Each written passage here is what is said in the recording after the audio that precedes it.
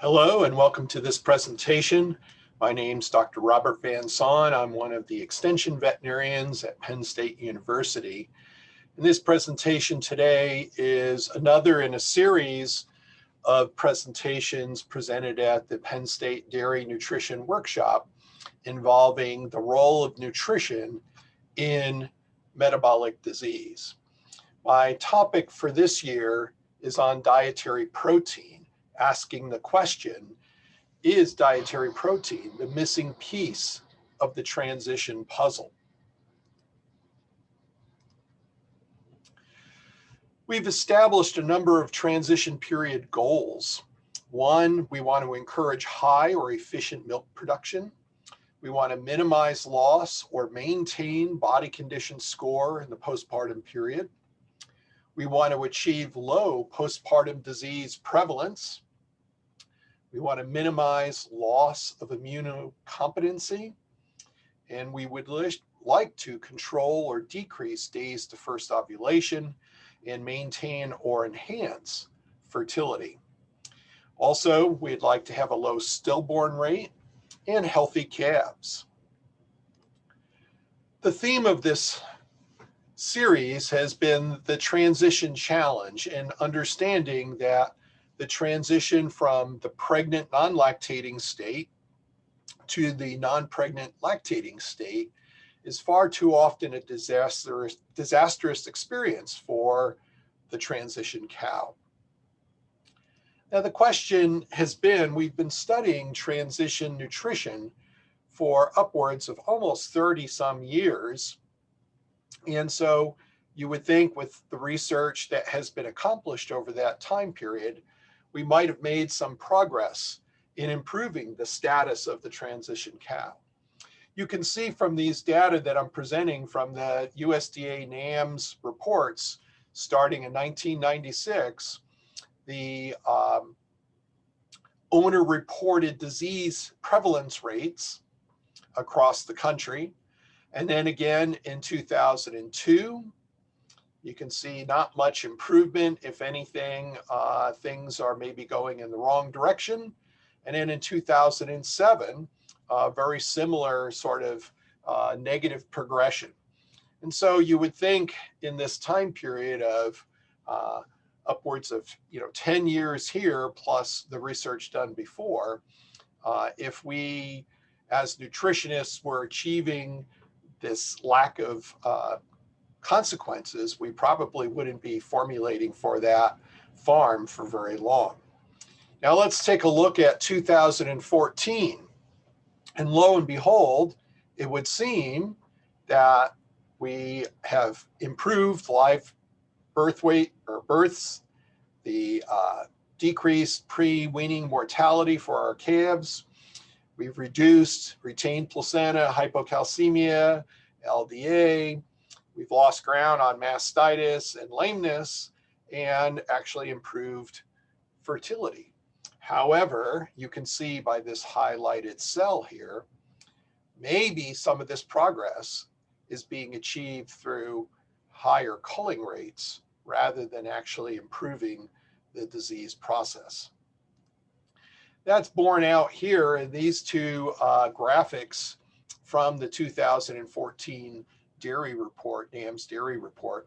We can see the percentage of cows being culled out of the farm, 40-some% of the cows due to either infertility or poor reproduction, both of which could be consequences of transition failures. And then we can see also clinical mastitis. So all three of these major players in cow performance could be linked in some way to transition cow failures. When we look at the percent of cows removed based on days in milk, we also see that we have a very large percentage of our cows leaving in those first 50 days. So that's a complete failure of the transition management system. So we come back to, how do transition cow problems come about? I've shown this graphic before. This is a compilation of a number of path analyses from the Cornell group And what it shows is these lines indicate direct associations and connections between different disease processes. And this is a compilation of our common issues: dystocia, retained placenta, metritis or uterine infection, ketosis, displaced abomasum, milk fever, mastitis. And then, of course, we add things like ruminal acidosis and other infectious diseases, early culling, and other problems. To the left in this graphic is a number of identified close-up pen factors that have been attributed, as you can again see by the lines, to these challenges in transition cows. Now, if we highlight some of these, we can see age of the animal. We know that older animals are more prone to these challenges, primarily because of the issue with hypocalcemia. However, management really plays a big role. How we manage the calving pen. What's the calving pen like? Body condition score of our cows, how we manage body condition at the end of lactation, our stocking density in our transition groups, vaccination, appropriate vaccination protocols, dry cow treatments. So you can see a large percentage of the factors that go on or are contributing to success or failure in the close-up dry cow pen are decisions, management decisions by the producer. We also see that there may be some environmental seasonal effects, and of course, environmental, maybe stocking and heat and cold stress. And then finally, we have two lone nutritional factors, but two important ones, especially dry matter intake, which we'll focus on. Now, when we look at the interconnections out here, the disease problems on the right, we notice now that there's been, certainly in the last few years, much more interest on the role that the immune system may play in perturbing the delicate balance of homeostasis that takes place in this transition period. So that's going to be one of the focuses of today's talk, and how this has this negative impact. And it certainly was something we focused on in last year's presentation when we talked about the trace minerals and fat-soluble vitamins that are important players nutritionally in the response of the immune system. So we previously have identified these control points relative to trying to achieve transition success. One of the first ones was to minimize this drop in prepartum dry matter intake. This will improve postpartum dry matter intake and minimize the potential increase in non-esterified fatty acids. Another thing was to supply an adequate amount of metabolizable energy, and our emphasis today, metabolizable protein. But we need to remember that this needs to be based on observed intake and account for variation within our feeding groups. We previously talked about the efforts to minimize hypocalcemia, because we know hypocalcemia is a gateway disease predisposing the animal to many other of our problems, as well as having negative effects on the immune response. And then finally, again, we want to maintain the immune response, but we don't want to overstimulate the immune response. So what are, or have been, our feeding strategies for protein in the transition cow? Much of the research is focused on the energy side and negative energy balance.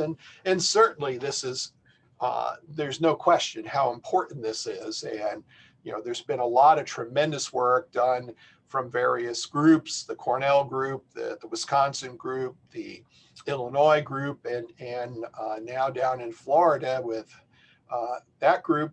They've identified that negative energy balance, elevation of non-esterified fatty acids are all predecessors to ongoing transition cow problems. Protein has been looked at, but in my mind, and this is certainly a biased opinion because this has been an area of my research interests, has been sort of marginalized. You know, the NRC in 1989 and 2001, basically with the equations that they had, you know, suggested that even less than a 12% crude protein diet could achieve sufficient intake of crude protein to meet the pregnant cow's needs. However, some work later done by Rick Rummer's group in Wisconsin showed that if they were under 12% crude protein, this compromised fiber fermentation. So again, we need to remember we're not only trying to achieve and provide amino acids to the cow to support maintenance and pregnancy, but we also have to supply sufficient degradable protein to support microbial function. And so work out of Bill Hoover's lab at West Virginia, you know, would suggest that an absolute minimum of about 9.5% rumen degradable protein in the diet, and preferably maybe upwards of 10.5 to even 11%. So then the big question has been this: is additional dietary protein advantageous? And I'll show you a number of studies here. Many studies have basically shown no effect on mature cows. It was Jose Santos's work in 1999 when he was at California, where higher protein, upwards of about 14.7% crude protein, was found to be very favorable for heifers. And they saw increased milk production and milk protein yields. Certainly, you know, wide differences among the various studies, some studies showing positive effects and negative effects. This is the big debate. The bigger question I have is, you know, what were the study endpoints? And that's part of the story that I'm going to try and tell today. Most of these studies based dry cow protein on milk production.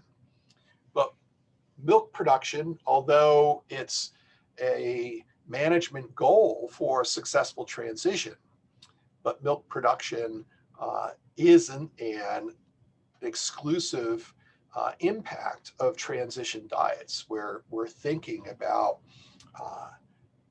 the issues of immune response and disease prevalence. Now, there's no question in today's formulation that moving away from crude protein to using the metabolizable protein system is the way to go. And this next graphic will show why this is important. This is a table adapted from a review paper by Alan Bell and colleagues and Tom Overton, where they went in and looked at different studies, two studies done here at Penn State University under the guidance of Dr. Gabriela Varga, where they manipulated the crude protein content in prepartum diets in hopes of trying to identify some positive response. And so they took these diets, the description of these diets, these different treatment diets, and put them through the Cornell net carbohydrate protein modeling system. And we can see here the grams per day of crude protein based on the crude protein of the diet, and what percent change from the control diet. But when we calculate based on non-fiber carbohydrates, which is going to drive microbial yield, what the metabolizable, the predicted metabolizable protein outcome would be. And you can see here, there was a fairly minimal difference, even though we had fairly large differences in the crude protein content in the diet, but the actual delivery of amino acids to the cows may be accounting for why they did not see any real positive effect of extra protein. Looking at yet another study here, again, you can see a difference between 13.3 to 17.8% crude protein. It's 39% increase in the crude protein intake, but yet when we calculate out the metabolizable protein delivery, it's only about a 14% difference. And some of these numbers are, right around or at the minimum level that would be suggested by the current NRC. Now, out of the Wisconsin group, Rick Rummer's lab, there was this paper published by Miner and colleagues in '98 that basically set most of us nutritionists in the direction of maximizing dry matter intake through providing high levels of non-fiber carbohydrates, driving feed intake. So we were in the mode at that time of trying to maximize feed intake. You'll notice that there was basically almost no difference in crude protein content between those two diets. We can see there was a difference relative because of the higher intake here in crude protein, but only about a 17% change in the delivery of grams of crude protein. But according to the model, there was a huge difference in metabolizable protein, going from 800 barely at what NRC would recommend to something well over NRC. And again, this study was highly touted from the impact of the high NFC feeding, when in reality, there was also a confounding effect of a greater delivery of metabolizable protein. And so the question is, how do we differentiate what happened there? In some of my work at Cornell during my PhD, we fed fairly low non-fiber carbohydrate levels and had two different levels of crude protein, approximately 13.2 and 14.7. You can see about a 12% difference. These were manipulated through protein fractions by adding or not adding rumen bypass protein. So we attempted in our formulation to maintain appropriate levels of degradable protein and minimal bypass type protein. And you can see, according to the models, I delivered approximately 1,100 grams of metabolizable protein versus 1,300 grams. So this would be right at or just slightly above NRC. And then this is well above NRC. Only a 14% difference, but I'm going to show you some data where we didn't see big changes in milk production, but we did see improvement in health, reduction in ketosis, and improvement in reproductive performance.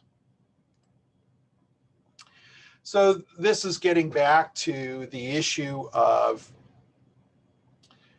the lack of response of changes in prepartum dietary protein content. This is a review summarizing done by Jesse Goff back in one of his presentations in 2000, where you can see the lines connecting the control and treatment diets. We're looking at milk in kilograms per day.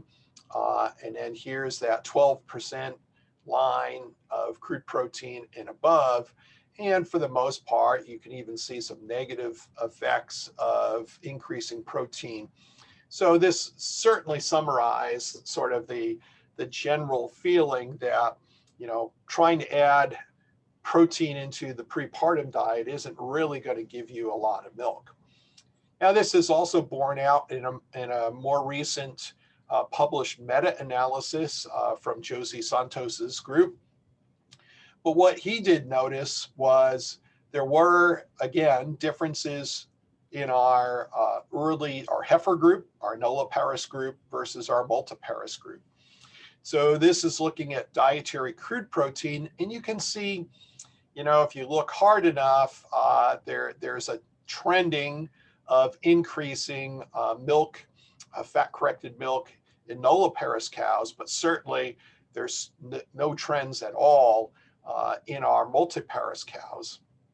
And then if we look at metabolizable protein, we can see there's a definite positive trend in the nulliparous cows, and not much here. And what ultimately they suggested was there was some improvement if cows were high producing cows. So if they were cows that were making over 36 kilograms of milk, there was a generalized trend that feeding a little extra metabolizable protein prepartum was beneficial. But there was certainly a positive effect on some milk protein seen from these data. So this gets us to, where do we stand in understanding the protein requirement for our pregnant cow? So this is a table comparing the 1989 NRC with the latest published NRC, although hopefully the newest NRC is going to come out next year. We defined a 650 kilogram mature cow, 270 days pregnant, and she would be delivering a 45 kilogram calf. Now, the maintenance equations for predicting maintenance protein is based on this equation for urinary nitrogen losses, skin or scurf losses, and metabolic fecal nitrogen losses. And then we have this equation that predicts the protein requirement for the conceptus, and the conceptus being defined as the fetus, fetal fluids, fetal placenta, and maternal placenta in uterine growth. In the 2001 NRC, we can see they used the same equation for urinary scurf.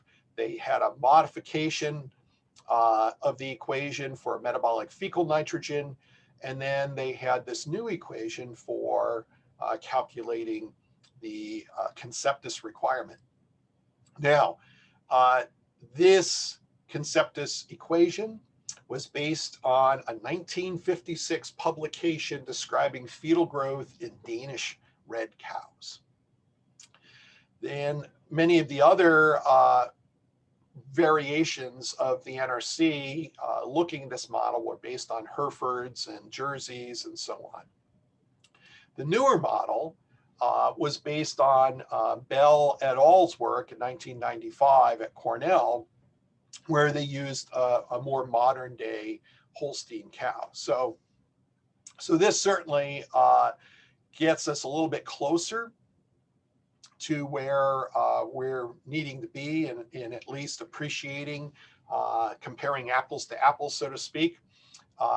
This equation is based on days pregnant and then calf body weight. Now, the other thing you should notice in these two equations is the efficiency with which protein is being used for deposition.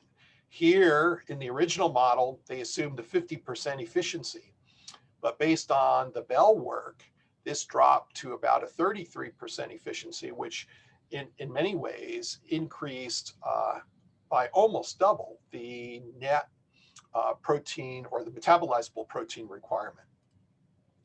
Now, are we this confused on the energy side? And this is a graphic showing the many different models, starting off with the original model done by Moe and Tyrrell at the USDA lab in the early 70s, followed by the 78 dairy, the 89 dairy, the 85 NRC nitrogen use, and then the original Cornell net carbohydrate protein system, and then the beef model, and then the 2001 dairy NRC. And other than these that are pretty much following the growth of the fetus, we see that there's a fairly tight level, approximately about 6 megacals of energy, metabolizable energy, that most of these models over all these years. And so we certainly are in a much better situation in understanding the energy requirement. And again, some of the work out of Jim Drakely's lab is identified overfeeding energy, especially in the earlier parts of the dry period has many negative ramifications as opposed to overfeeding energy here. Now, what about the same thing if we look at metabolizable protein models for predicting pregnancy requirements? And so here I show that this yellow line is the 78 and 89 dairy NRC. Again, we're assuming the same model with a 45 kilogram birth weight. We can look then at the original CNCPS model, and we can see there was a fairly sizable jump. And this is because in the CNCPS model, we accounted for some of the other uses of amino acids for gluconeogenesis beyond what the deposition into the tissues would be.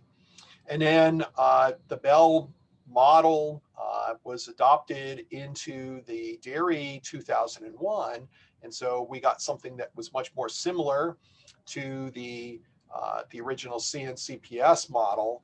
And we can see that there was approximately, somewhere in the range of about 150 grams of additional metabolizable protein. So in essence, we were essentially underfeeding our pregnant dry cows based on the original models.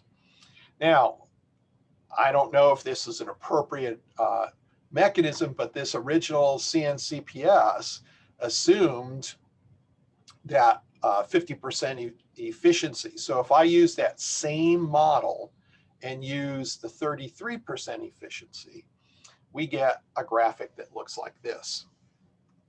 And of course, then now we're looking at upwards of almost 300 grams of metabolizable protein. So we certainly have room for improvement. We need to better understand the utilization and efficiencies of utilization of amino acids within the fetus, within the placenta itself. And this is one of the challenges where I think it leaves the door open for appreciating that protein may be playing a role, as we'll see. So this raises the question, do we really understand dry cow requirements? And certainly the NRC calculation, as I showed you, is basing the requirement on the fetus, composition of the fetus, protein deposition, the placenta, fetal fluids, and then the uterine growth. And this is what the Allen Bell data had given us. However, we also know that that pregnant cow, as she prepares for calving, she has development of the mammary gland. And so this has been left out of the NRC equation, even in 2001. Now, Mike Vandehar and Sean Donkin, when he was at Michigan State University, they did some calculations and suggested about 200 grams of metabolizable protein, assuming a 50% efficiency of use of those amino acids for mammary gland growth.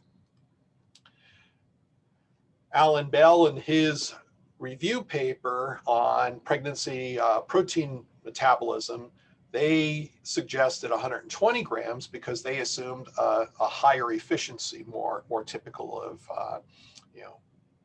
tissue maintenance. And then more recently, in the newest NRC, they assumed a much lower efficiency at 29%, leading to quite an increase in the metabolizable protein, almost another 300 grams. So where did this come from? If we take a look at some older work from Capuco and Akers, we can see a nice mammary parenchyma growth curve in the time prior to calving. If we take a regression line here and look at the slope of this line and calculate the slope of this line, this calculates out to approximately about over 400 grams per day of growth in this time frame. So if we assumed 20% protein in this growth, and assume 50% efficiency, that would calculate out to about 160 grams of MP needed per day. If we use the higher efficiency at 67, this would come out to 119 grams. And then if we use the 29%, 275. So these numbers, for the most part, are very close to what I showed in the previous slide from those three other investigators. So this is the database, and you know, the differences are based on some assumptions. So if we take a look and do a comparison now, using this same 650 kilogram mature cow, 270 days pregnant, 45 kilogram birth weight for the calf, using the 89 NRC or the 2001 NRC models. Of course, the urinary and scurf are the same because of the using the same equations. We have a slight difference in metabolic fecal nitrogen. And then, of course, the big difference in the conceptus based on the equation and the efficiency of use. But neither of these have any amount of protein being used for the mammary gland growth. So as a consequence, we see the NRC would, 1989 would suggest about 742 grams of metabolizable protein for a mature pregnant cow compared to 813. So we see, you know, about a 60 gram increase here. And then if we translate this into a crude protein equivalent, we're looking at about 1 kilogram of crude protein versus about 1.1, 1.2 kilograms. And if we assume typical 1.8% of body weight intake, you know, we're looking at a range of, you know, this would only require about an 8 to 9.5% crude protein diet. And this one would only require a 9 to about 10.5% crude protein diet. So again, this reinforces why I showed in that earlier slide that a lower crude protein would be predicted by the NRC, but it was that the Grummer paper that showed if we go this low, we could compromise fiber digestion in the dry cow diet, especially on the high fiber diets that they traditionally would be on. Now, what I'm showing here is a modification of the 2001, and essentially all it is adding in this range of mammary growth. And so now, you know, you can see we're adding anywhere from, you know, 120 grams on up to almost 300 grams above what would have been predicted. And now this gets us up into that, you know, basically 12 or just over 12% crude protein as sort of the necessary amount of dietary crude protein to achieve. And this kind of fits in with the traditional recommendations of targeting about 1,000 grams of metabolizable protein delivery in the dry cow diet for mature cows. Now, this is a study that's often cited because we really don't have an equivalent type study for our dairy cattle. This was a study done by McNeil and colleagues at Cornell. And this was done with Dorset sheep that were pregnant with twins.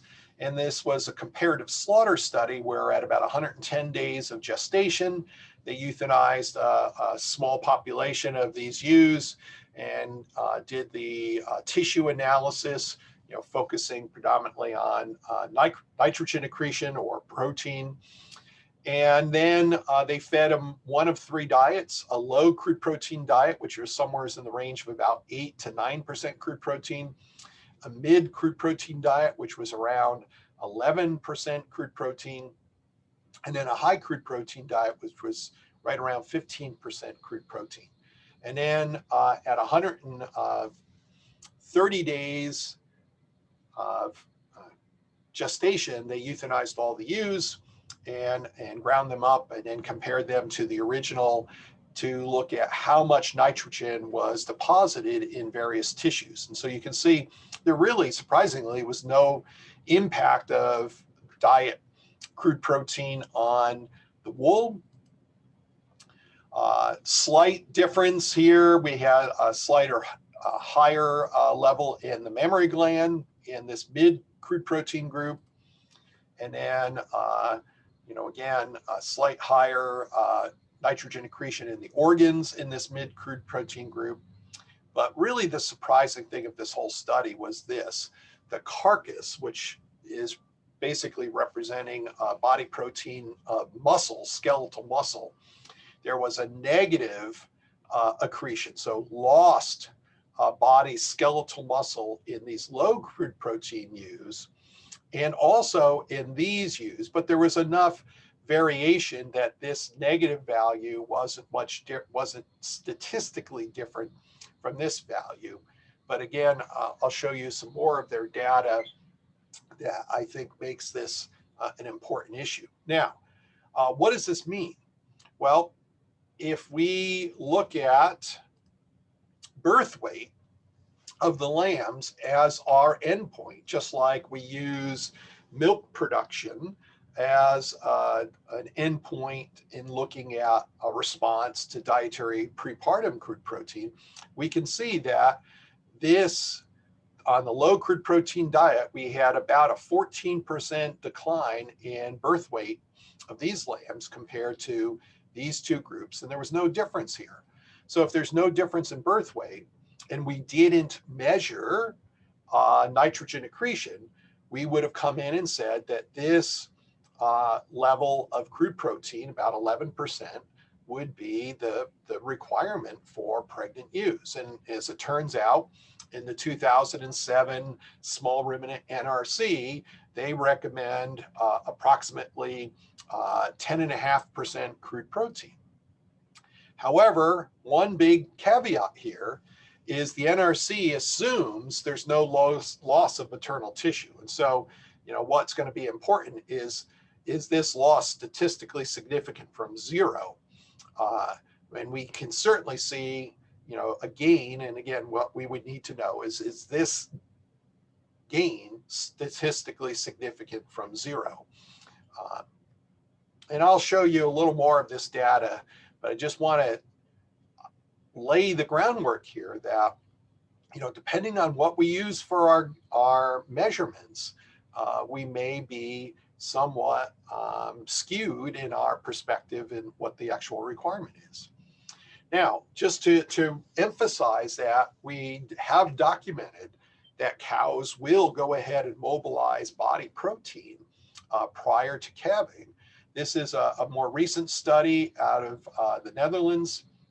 They used 3-methylhistidine, which is a common marker for body muscle protein, skeletal muscle breakdown. And what they documented here, this is the measurement of 3-methylhistidine the weeks prior to calving, 4 weeks prior to calving, up through 8 weeks post-calving. And we can see in the 4 weeks prior to calving, there's certainly a higher level of skeletal muscle mobilization compared to, maybe weeks 4 through 8 out here. And we see sort of this general trend up and down, almost similar to what we might think about as the non-esterified fatty acid or NEFA response. A point I want to highlight here is in this study, they highlighted, because they also measured beta hydroxybutyrate, they said cows that were unable to mobilize this body protein had much higher beta hydroxybutyrate. So is there some connection with metabolism, glucose homeostasis, and potential for metabolic disease? And what they noticed was severe hyperketonemia was typically associated with severe protein and fat mobilization. Now, this is not unique. This is some older work from Tom Overton when he was in Jim Drakely's lab. We can see now what he's measuring here is 3-methylhistidine divided by creatinine, or in ratio to creatinine, because creatinine is sort of this consistently generated compound from muscle that gets not further metabolized like 3-methylhistidine. And so it gives us sort of a point of reference in interpreting that 3-methylhistidine value. And so what we see here is a fairly consistent level up until about 3 days prior to calving. And then we see this dramatic jump over the first week or so. And this would be very consistent with some of the other Cornell work by Buzz Burhans showing, you know, this negative protein balance that these cows go in. And then we can see also, you know, kind of stabilizing out here at a higher 3-methylhistidine to creatinine ratio than there was prior to calving. This is some other fairly recent work. This is out of Washington State University, and they also measured 3-methylhistidine, creatinine, and the ratio of 3-methylhistidine to creatinine. So these would be somewhat similar. And what we can see is they fed 4 different diets in the prepartum. They fed a low protein diet that was 11% crude protein, high crude protein diet at 14%, and then they supplemented with methionine hydroxy analog at 20 grams per day or no supplementation. And so whether the methoxy hydroxy analog was added, which are the dashed lines in this graphic, or not, which are the solid lines, both prepartum low protein diets had higher 3-methylhistidine concentrations at day 7 than the 2 higher protein diets. And we also see that in relating it to a ratio between 3-methylhistidine and also creatinine. Now, these numbers are similar to what I showed in the Overton study, although some differences out here. And they measured creatinine in this study in urine, whereas the Overton study measured it in blood. So there's going to be slight differences there. But also you can see the concentrations here were in the same order of magnitude on 3-methylhistidine to the Vanderdrift study. Now they did a calculation on measuring body protein. We can see body protein was determined from body weight and fat cell diameter from a biopsy of subcutaneous body fat. And we can see the 2 groups, whether they were the low or high protein diets without the methoxy or methionine hydroxy analog, had for higher body protein at 14 days prior to calving, but they lost a fairly sizable amount of body protein, whereas those cows that were on either the low or high crude protein diets, but supplemented with the methoxy or the methionine hydroxy analog, they lost less body weight or body protein. So you can see cows lost approximately 12 kilograms here between day -14 and day 60 when they weren't supplemented with the methionine. If we account for that body weight loss, that's about 133 grams of available amino acids.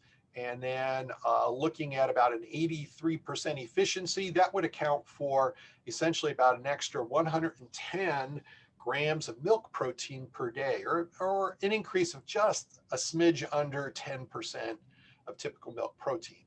If this was converted, these amino acids were converted to lactose through glucose, this would increase lactose production by about 52 grams, which would be equivalent to approximately about 1 kilogram of milk extra per day. So I think this is really the pivotal issue here with amino acids, is recognizing the diversity and the unique uses in all aspects of metabolism. So amino acids provided to the cow come predominantly through the diet through microbial protein. But in the traditional feeding of dry cows with lower quality forage, lower energy, lower starch levels, microbial protein may not be there. There is some interest or some concerns about even some of the non-essential amino acids being deficient in the dry cow diet. Of course, bypass protein sources can provide amino acids. And then once the cow has given birth, there's a tremendous turnover of endogenous protein within the uterus where those amino acids have been hypothesized to be able to contribute to the total amino acids. And then, of course, what we just focused on was this inner exchange with body protein. Highlighting, though, remember that there is no storage. There is no storage of body protein. All proteins in the body serve some function. And so this is one of the key points, is if we need to mobilize amino acids to support one of the end uses of amino acids, we have to compromise. We either have to bring it in or we have to compromise proteins in another way. Now, amino acids, as we know, can be generated into proteins, export proteins. Of course, we're highly interested in milk protein, but also enzymes and hormones that are being used by cells. Amino acids are being used for tissue protein synthesis and turnover as part of maintenance. And we also know that amino acids can go into the tricarboxylic acid cycle and be used for gluconeogenesis or to generate energy, ultimately releasing ammonia that needs to be converted to urea. And then as part of this transition period, we know that proteins or amino acids are very important in immune system, whether they're making immunoglobulins, antibodies, or having to generate acute phase proteins from an inflammatory response, or to generate peptides and small proteins as cytokines, as messengers between inflammatory cells. And then there's other mediators too. And so we see in the transition period, there's a bigger emphasis on the availability of amino acids for gluconeogenesis that I'll show you in a moment. And then I also want to emphasize this role in the immune response. So looking at some of this data on from Chris Reynolds, you can see here in terms of days prior to calving to post-calving, these light blue bars, that amino acids are increasing, and in the postpartum period used upwards of somewhere between 20 and 30% of glucose requirements coming from amino acids themselves. So this probably attributes to some of that mobilization of body protein. This is from Alan Bell's review paper in 1995, looking at hepatic protein synthesis. When we think about this transition and what has to happen metabolically, we need to generate all kinds of enzymes to support gluconeogenesis and lipolysis and lipogenesis and many other functions. And we can see this very dramatic increase in growth of protein synthesis in the liver. And so these all require amino acids. Now, this is probably one of the first studies, this is out of the Bertoni group in Italy, where they looked at liver-produced proteins and the impact in a inflammatory type condition. So they calculated what they described as the liver activity index. And they measured this at 7 days, 14 days, and 28 days in milk. And then they did this across a number of herds and adjusted the measures that they took to the herd mean and standard deviation to generate this. Now, what they measured was what they termed as negative acute phase proteins.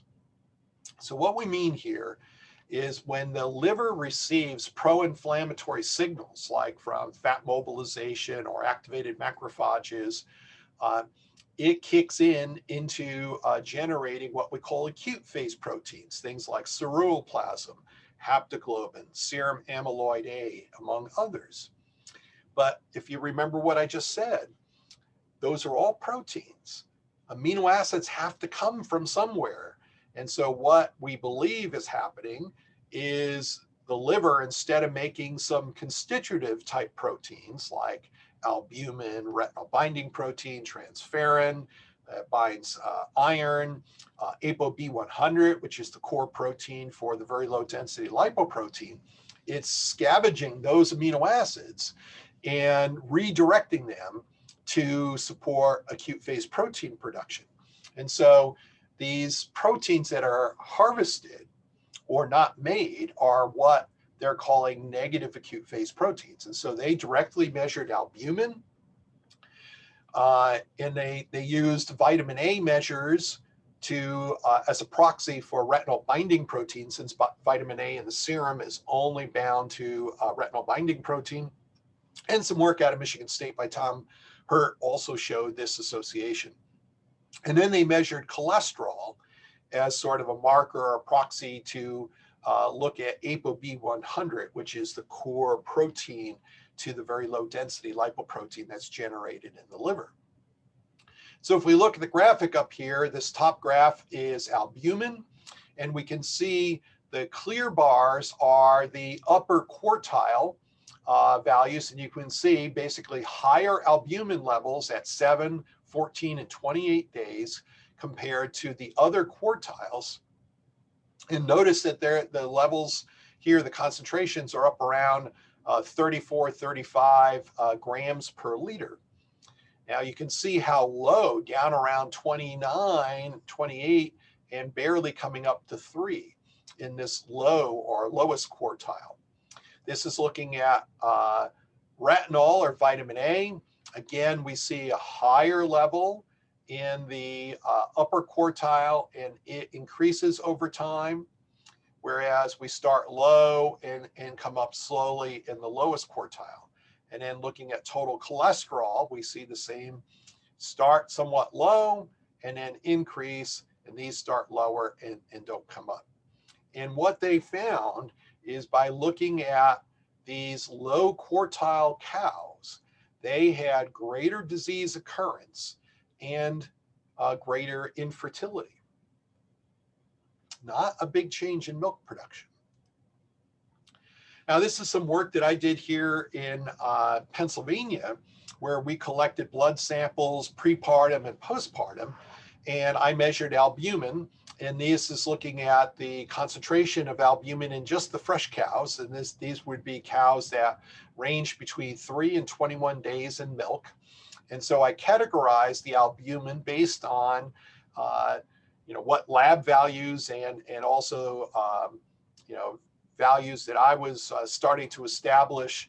And you can see less than 3 grams per deciliter. This would be the 30 grams per deciliter, similar to the Bertoni data, between 3 and 35, or 30 and 35, and then greater than 35. And what you can see, the populations of fresh cows that had these concentrations, only a third of the healthy cows had low albumin, and this was based on any disease process being recognized, whereas 2/3 of them had some disease process. Then between 3 and 3.5, this is the normal range for many labs for albumin in cows. You can see still not quite 40% and 60% in terms of healthy versus abnormal.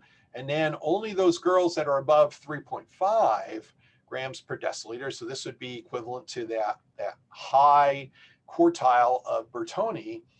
You can see now we've flip-flopped. We have 2/3 of the cows being healthy without problems, and about 1/3 of the cows still have some problems. Now, this is the first time that protein has been implicated in disease risk. This is some older work out of Holtenius and Hort. Very, very small study, so there's, it's hard to really take too much away from this, but it tells a nice story to complement what I just mentioned. They measured non-esterified fatty acids, cholesterol, and then they did fatty liver scores. They looked at biopsies of livers and then looked at the amount of fat and ranged that between 1 and 3. And you can see cows that were on a low energy, low protein diet had the highest NEFA, as you might expect, a low energy. They had moderate cholesterol, but kind of in between moderate fatty liver score. When we looked at a high energy, low protein diet, now they had moderate levels of NEFA because, again, they're fed at fairly high energy, but a much lower cholesterol, and then a very high fatty liver score in a high range. But when they fed high energy with high protein, we saw the lowest non-esterified fatty acids, a higher level of cholesterol, which I think may be associated not only with the ability of the liver to generate very low density lipoproteins, but potentially associated with intake, and then the lowest fatty liver score. So it sort of fits in with what we saw in the Bertoni data and what we know about fatty liver. So this is looking at a very common postpartum inflammatory disease process, metritis, or infection of the uterus. This is some data that Dr. Varga and I generated from two of her feeding studies, transition cow feeding studies. Now, they didn't look at this specifically. These were studies that were testing bovine somatotropin and meninsin as potential transition feeding aids. But we retrospectively went back in and looked at cows that had specific diagnoses. And so in this graphic, we identified cows that had some level of metritis. Now, we didn't separate out kind of a subclinical type metritis with just some abnormal discharge versus a fairly sick toxic metritis. We just lumped them all into metritis. And what we looked at is dry matter intake. And so we can see in the 5 weeks prior to calving, there was a significant time by health status, the blue line being the cows that had no health problems at all through transition, and the red line being those cows that went on to be sick, and in this case had metritis, and they may have had something else, but they had metritis. And so we see this more dramatic decline in dry matter intake. And this reinforces some previous work that came out of the University of British Columbia, identifying this drop in dry matter intake. And this is probably a function of, transition cow environmental management, grouping management, stocking density, social behaviors, and so on. Because these cows don't anticipate they're going to have metritis and stop eating. They're stopping to eat, which leads them down this path. Now, we look at the postpartum response in terms of intake, we see a very dramatic increase, highly significant difference in dry matter intake in the first 5 weeks post-calving. And if we quantify the difference between those two curves, as depicted in the shaded area, we see over this 5 weeks that the cows that were healthy ate 186 kilograms of dry matter intake, more than those cows that had metritis. If we convert all of that lost energy into body condition, mobilizing body condition to replace that, those cows would have lost almost 3/4 of body condition score in just these 5 weeks. If we take all of that loss and make that into a milk loss, accounting for 4% milk fat, that's essentially 382 kilograms, or somewhere in the range of close to over 900 pounds of lost milk in those first 5 weeks.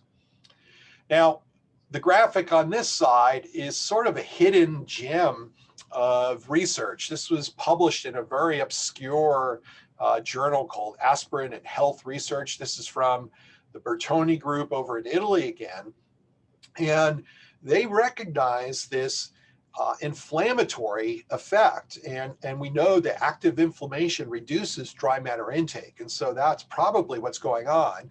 Plus all the extra energy is being driven into supporting immune response and immune cells and so on. And so they injected a liquid form of aspirin the first 5 days here prior to calving in one group of cows and not in another. And then they looked at milk production, and they saw a fairly remarkable difference in milk production.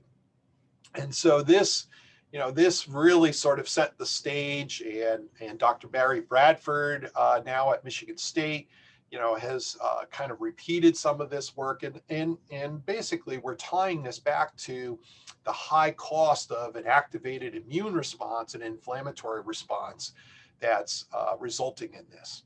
Now, let me show some real data from a herd that was having some metritis problems.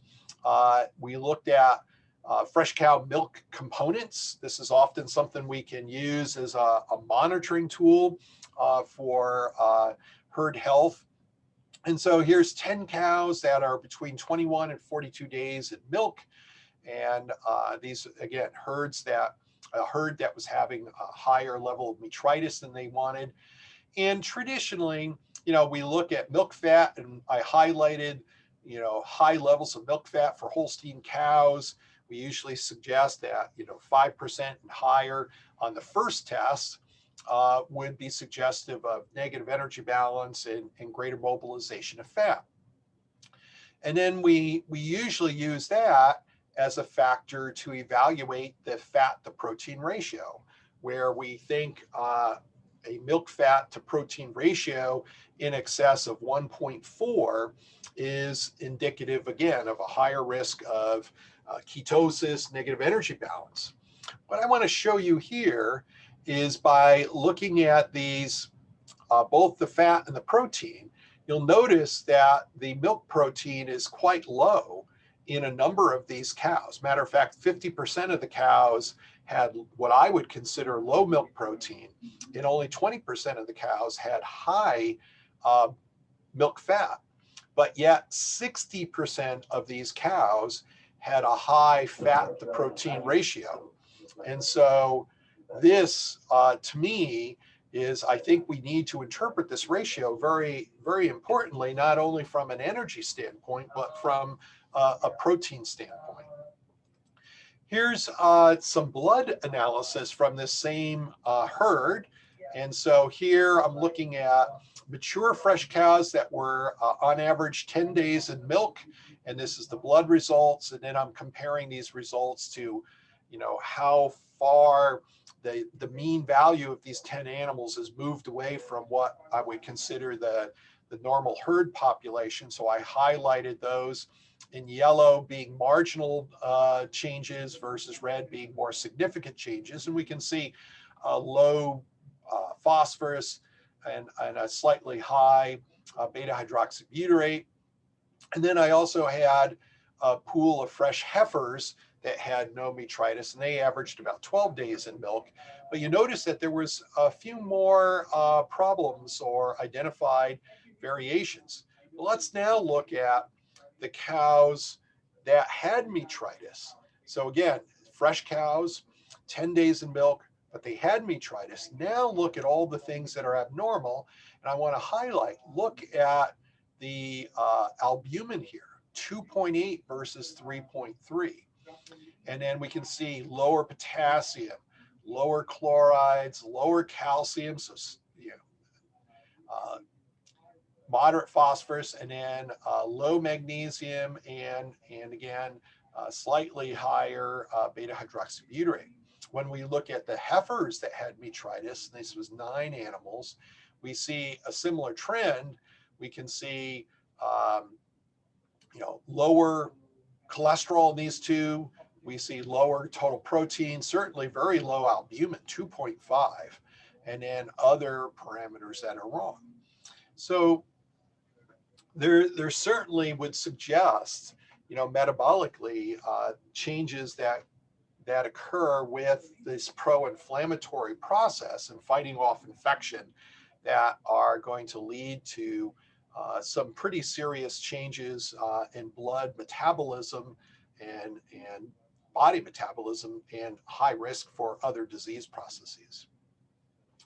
Now, this is some reproductive data from my PhD study that I mentioned earlier. I fed 2 different levels of crude protein based on adding additional bypass protein prepartum.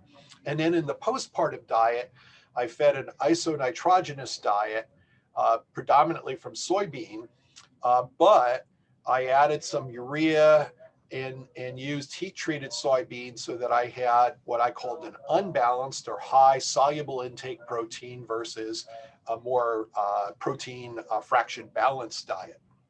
If we look at the graphic in the upper left corner, I'm looking at days to first ovulation versus the days to negative energy nadir, negative energy balance nadir. This is the work that Ron Butler and Rick Canfield had done at Cornell back in the mid to late 80s, looking at this relationship that, you know, the cow has to get beyond that most lowest point of her negative energy balance nadir before she's going to try and ovulate and reinitiate estrus cycling.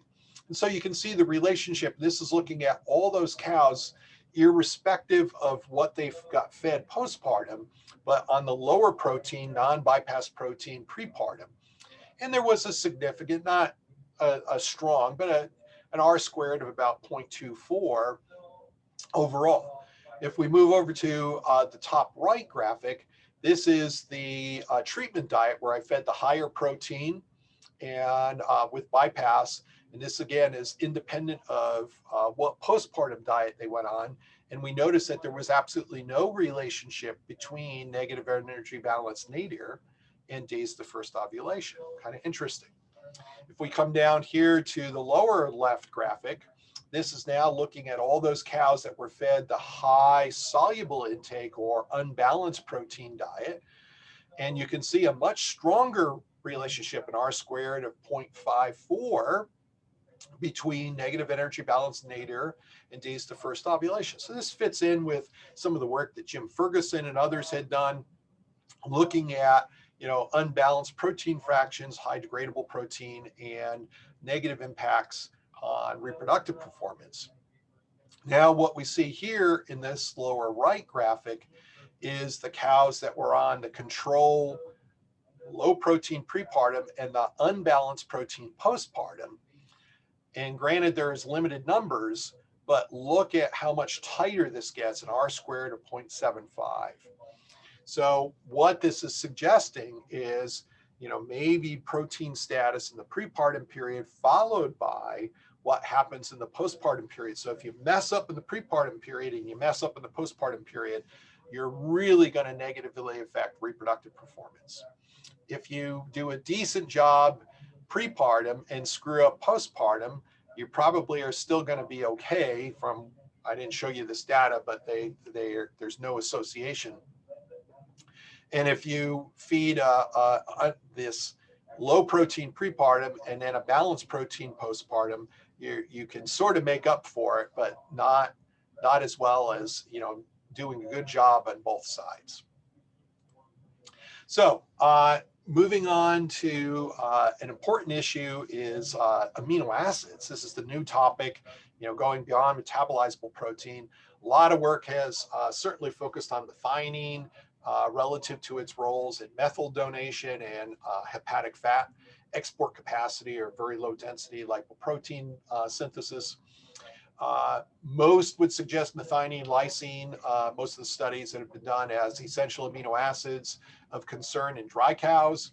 But as I mentioned earlier, histidine, because of maybe limiting or depending solely on microbial sources, and then others are even suggesting some of the non-essential amino acids might be limiting just from a lower microbial protein delivery.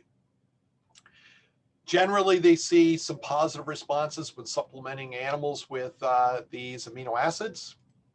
All right, so here's some examples, a fair amount of work by Osorio in the Drakely group, looking at feeding methionine, 24 versus 19 milligrams of the metabolizable protein. And we saw, again, inflammatory antioxidant improvements. Here, some improvement in milk yield, components, energy balance, and then upregulation of lipid metabolism,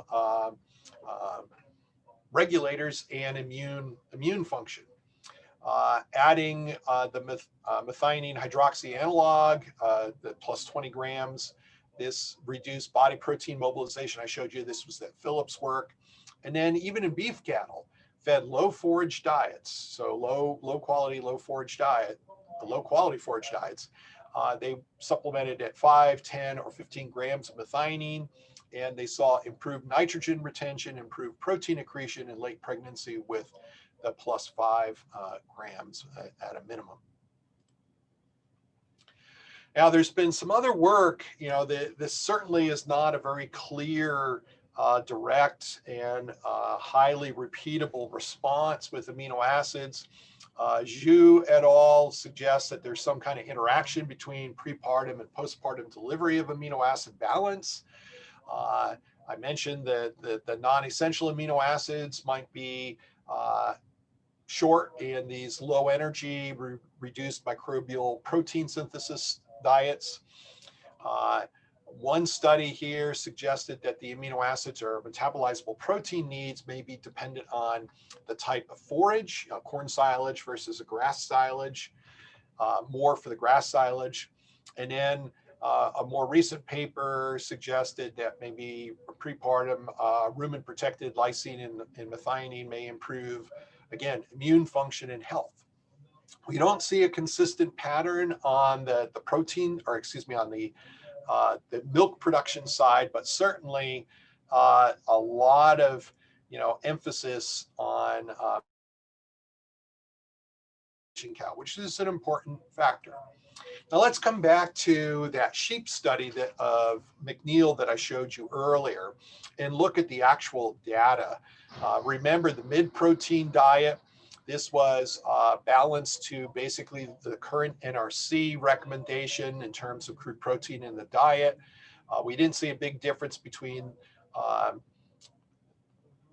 body weight of the lambs on these two diets, but certainly lower one here. But I want to highlight here, this is the NRC 2007 requirements for twin pregnant late gestation sheep. They are expected to consume 1.7 kilograms of dry matter intake, or about 2.6% of their body weight. They need 3.94 megacals ME and 183 grams of crude protein. So when we look at dry matter intake, we can see that all three of these groups had much lower dry matter intake than what the NRC has suggested. And this has been sort of an ongoing problem. We see this in goat data. And, this was a major issue in our dairy cattle, where until the 2001 report, where they did summarize a number of studies that showed this drop, this 20 to 30% drop in dry matter intake. But even so, even on the high protein diet, these sheep only got up to about 2.2% of body weight. And so if they're not going to achieve the intake, then the nutrient requirements, which we think are reasonable, need to be packaged up in smaller units. In other words, more highly concentrated. Now, if we look at the suggested 183 grams of crude protein as a requirement, we can see only the high protein group consumed that much, and hence they had the positive nitrogen balance, whereas you can see the mid protein and the low protein groups consumed less. So we can see why they potentially had negative nitrogen balance. Now, another important thing here is also looking at the NDF. When we look at the NDF content of the diets, not a huge difference, but look at a calculated intake of NDF as a percent of body weight, 0.7, almost 0.8, and 0.9. So is there some positive effect of that extra protein, degradable protein, improving the fiber digestibility and potentially improving intake? I think even in our dairy cattle, we know that guideline of about 1.2% of body weight as NDF intake, or approximately 1% of body weight as forage NDF, that doesn't hold for our pregnant dry cows, at least in my work, and I believe some work by Dave Mertens. I showed very similar numbers, in this 0.6 to 0.8 kind of range for late pregnant heifers on up into late pregnant cows. So this gets us into trying to address protein intake relative to a group feeding system. This is, again, from that Phillips work, and this was an idea put forward by Pat French when he presented at the Penn State Dairy Nutrition Conference in 2014. He showed sort of this standard curve. These cows in this study, these were all mature cows, mature Holsteins. They averaged 12.3 kilograms of dry matter intake with a standard deviation of 2.5 kilograms. And so, as a standard curve goes, the mean value here at 12.3, 50% of the cows are going to eat that and above, and 50% of the cows are going to eat that and below. And what Pat French was focusing on is these cows that are at, from one standard deviation down to 2 standard deviations and 3 below this curve, that they're not going to be receiving the appropriate metabolizable protein intake. And as a consequence, we're going to have a population of very underfed cows. Yes, we are going to have a population of overfed cows, but again, other than one study back in the mid 80s that showed some negative effects, the only downside of this is obviously, extra money from the pocketbook to pay for that extra protein in here. But is it worth it relative to the impact here? So using my data, this was also, this was 44 mature Holstein cows. I measured dry matter intake on a daily basis. And then what this is looking at is mean dry matter intake for these 44 cows over the last 3 weeks. You can see quite a range in intake from very low to very high. My overall average was 13.5 kilograms.